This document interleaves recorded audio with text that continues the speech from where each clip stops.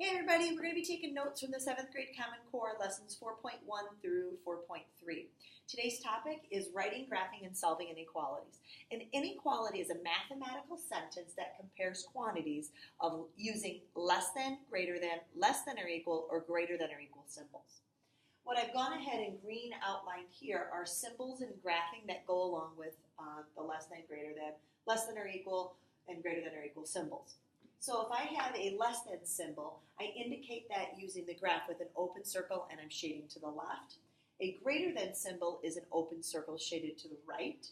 A less than or equal symbol is a closed circle shading to the left. And a greater than or equal symbol is a shaded circle shading to the right. The difference between the open and closed circle is that if the value is included, it's shaded. You'll also see that if the value is included, there is an equal sign underneath the inequality. I've circled them in green. This is something you need to come back knowing how to do. The first thing that we're going to work on is telling whether a given value is a solution. So they've given you an inequality. They've said K is 3. So what we're going to go ahead and do is we're going to substitute the variables for the value given and then make a decision if the statement is true or false. If the statement is true, yes, it is a solution. If the statement is false, no, it's not a solution. So a coefficient next to a variable means that they're being multiplied. So I have 4 times 3 is less than 3 plus 8. This side evaluates to 12. This side evaluates to 11. Is 12 less than 11? That is false. And therefore, K equaling 3 is not a solution to this inequality. In example 2, they've given us that W equals 15. So 15 divided by 3 is greater than or equal to 15 minus 12. Well, 15 divided by 3 is 5. Is 5 greater than or equal to 3? That is a true statement. Therefore, yes, 15 is a value that will go ahead and make as part of the solution. So these two are pretty much, you're taking the value, putting it into the inequality and determining true or false. False, that means it's not a solution. True, it is a solution. The last 4 examples are graphing and based on a solution. So we're going to solve using algebra and then graph. When you're solving inequalities, you solve them using the same steps that you use when you solved equations. You go ahead and the goal would be to isolate the variable and solve for, in this case, x. In example 3, I need to identify what is happening on the same side of the inequality as the x, and 3/4 are being added. So I need to figure out how to eliminate 3/4. In order to eliminate 3/4, I add negative 3/4, creating 3/4 zero pairs. I add negative 3/4 to both sides. I am now left with x is less than or equal to whatever 1/2 plus negative 3/4 is. I may now need to kind of go ahead and doodle to the side that this is 3/2 plus negative 3/4. I changed it to an improper fraction, and now I'm going to find a common denominator of 6/4. So now I have 6/4 plus negative 3/4, which ends up equaling positive 3/4. So x is less than or equal to positive 3/4.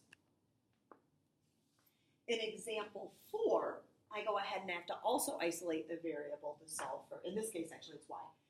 I need to figure out how I'm going to get rid of 6 negatives on the same side as the variable y. That means I'm going to add 6 to both sides. I'm left with y is less than negative 6. And some people don't like it written this way, so I can go ahead and even rewrite it. Y is less than negative 6. I've isolated my variable.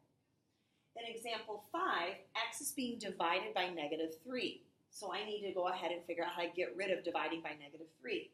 I can do that by multiplying by negative 3 on both sides.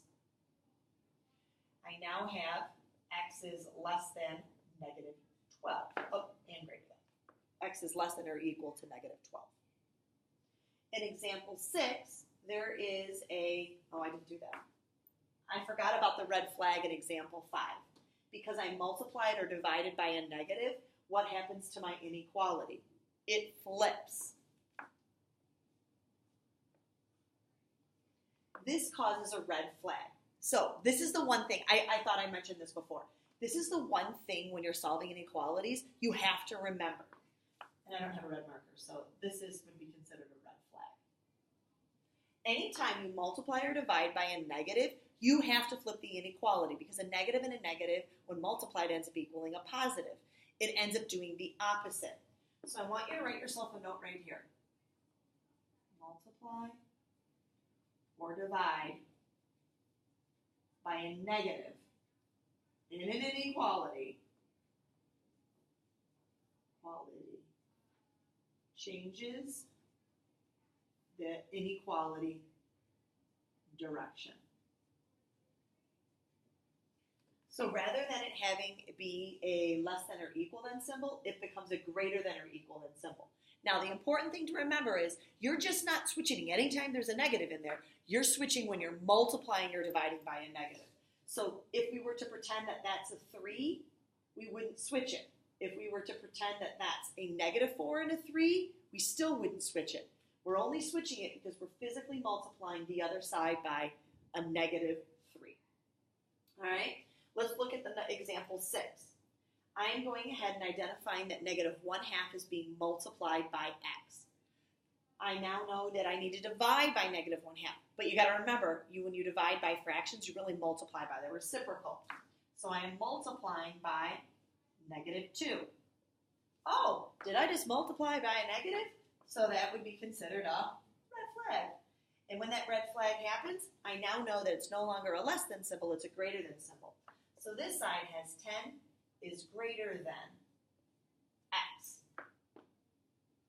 Anytime you're multiplying or dividing, you don't flip it. You only flip it if you're actually multiplying or dividing by a negative. So if we were to pretend and say that that was a +1/2, and you're multiplying both sides by +2, it would remain a less than symbol. But because we changed it, because it's really a negative, we change it. And this would be the same. That would be x is less than 10. Okay. Let's go back and graph. This is a less than symbol, so I'm going to graph 3/4. Because 3/4 is included, I go ahead and do a solid.